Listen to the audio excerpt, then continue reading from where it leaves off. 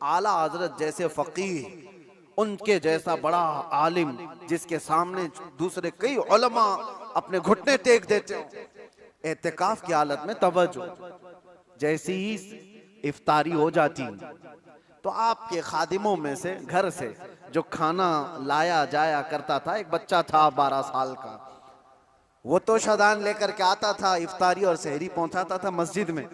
लेकिन आला हजरत को एक आदत थी पान खाने की, और पान खाने वाले लोग इफ्तारी के फौरन बाद पान चाहिए। आला हजरत इफ्तारी कर चुके, पान जो रोजाना आता था वो बच्चा पान लाया नहीं, और टाइम गुजरता गया, आपको पान की तलब हुई कि अभी तक आया नहीं, अभी तक आया नहीं।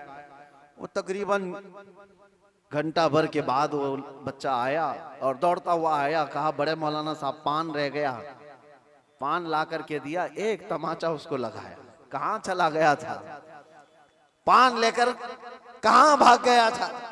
वो बच्चा, जो खादिम है, खिदमत करने वाले लोग हैं, कहा माफ कीजिए भूल गया था, दिया और चला गया भागकर, पान खा लिया। आपके शागिर्द हैं अल्लामा जफरुद्दीन बिहारी रहमतुल्लाह तआला अलैह, उन्होंने लिखा है इसको, आला हजरत के शागिर्द। वो कहते हैं पान खाने के बाद आला हजरत इतने बेकरार हो गए, तरावी हो गई, टहलते रह गए इधर से उधर बेचैनी से। मैंने जाकर पूछा इमाम वक्त से, आला हजरत से, मौलाना जफरुद्दीन साहब फरमाते, कहा क्या वजह है। आला हजरत ने कहा मौलाना जाओ वो बच्चा कहाँ है उसको ढूंढ के लाओ।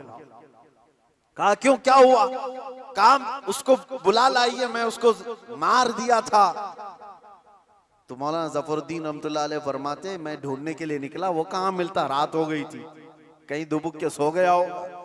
लेकिन आला हजरत ने रात भर ढूंढने लगवाया, जो भी शागिर्द आए उससे कहो बच्चे को ढूंढ लाओ जो खाना लाता है हमारा, वो कहीं मिला ही नहीं।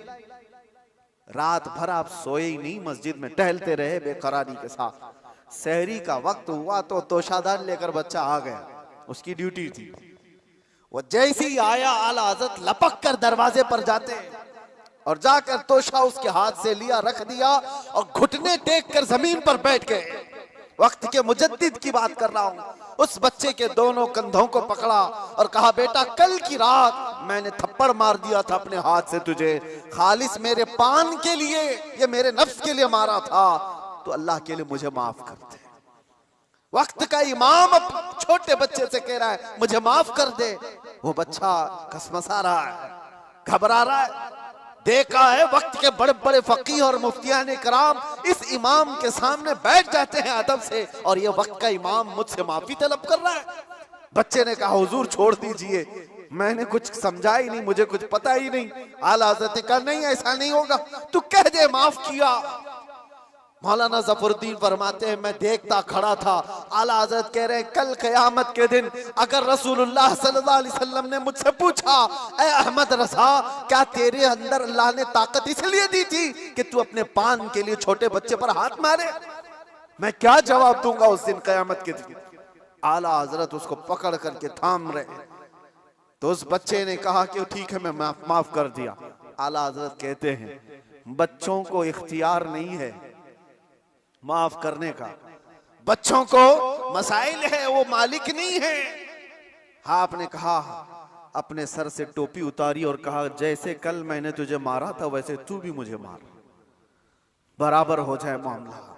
उसका हाथ कांपने लग गया। वक्त का मुजद्दिद कह रहा है आला हज़रत अपनी टोपी उतार कर रख दिए। बच्चा जब नहीं मारने लगा आपने खुद उसका हाथ पकड़ा और हाथ पकड़ करके अपने सर पर मारने लग गए। 3-4 बार उसकी जब थप्पड़ पड़ी तो आला हज़रत मुस्कुराते हुए खड़े हुए कहा बात बराबर की हो गई, तूने मुझे माफ भी किया और बदला भी ले लिया। मौलाना जफरुद्दीन रहमतुल्लाह अलैह फरमाते हमारे आंसू निकल गए। वक्त का मुजद्दिद है, ताकत का गलत इस्तेमाल नहीं। मेरे अजीजों अगर अल्लाह ने जिस्म में ताकत दिया है तो इसलिए नहीं कि तुम अपने से नीचे वालों पर इसका इस्तेमाल करते रहो। इसीलिए अल्लाह के नबी सल्लल्लाहु अलैहि वसल्लम ने क्या फरमाया, मन लम यरहम सगीरना वलम युअक्किर कबीरना फलैसा मिन्ना, जो अपने छोटों पर रहम नहीं करता और बड़ों की शफकत नहीं करता और बड़ों की इज्जत नहीं करता वो मेरी उम्मत में से नहीं। अल्लाह ताला ने अगर ताकत दिया है, नौजवानों से मैं कहता हूं गलत इस्तेमाल नहीं करना, इसका गलत इस्तेमाल कभी ना हो। औरतों को मारने की बात आई, कितने तो घर ऐसे बने हुए हैं, कमजोर है वो, तुमसे कमजोर मखलूक है, लोगों ने उसको बराबर का बनाने की कोशिश की है, लेकिन औरत तुमसे कमजोर बनाई गई है। उसको मारने का हुक्म कहीं पर भी नहीं दिया गया, कहीं पर भी नहीं, किसी भी तरह से। लोग आज अपनी ताकत का भरपूर इस्तेमाल इनके साथ करते हैं, औरतों के साथ। बहुत सख्त जवाब देना होगा मेरे अजीज।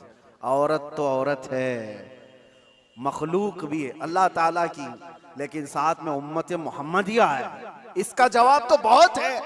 हदीस में तो ये मिलता है, जानवरों को जिसने मारा बिला वजह के, कयामत के दिन वो जानवर उठाए जाएंगे और वो आएंगे, मुकद्दमा करेंगे अल्लाह की बारगाह में कि अल्लाह इसने मुझे फलां वक्त बगैर किसी वजह के मारा था। रब ताला उस जानवर को सींग अता करेगा और कहेगा कि तू उतना मार ले इसको यहाँ, और वहां सख्ती के साथ वो जानवर इस जालिम को मार रहे होंगे, अहले महशर उसको देख रहे हैं। जानवरों के साथ जुल्म को इस्लाम ने जायज नहीं किया, घरों में अपनी औरतों के साथ कौन जुल्म की इजाजत देगा। ये हुई डोमेस्टिक वायलेंस जिसको कहा गया है। मैंने अंदर कैद में देखा कितने ऐसे कैदी औरतों को जला करके अंदर आए हुए हैं, छोटी छोटी बातों पर, जहेज के नाम पर, दो खानदानों के झगड़ों पर औरतों को जला दिया, मार दिया, खत्म कर दिया। ऐसे कितने वाक़यात।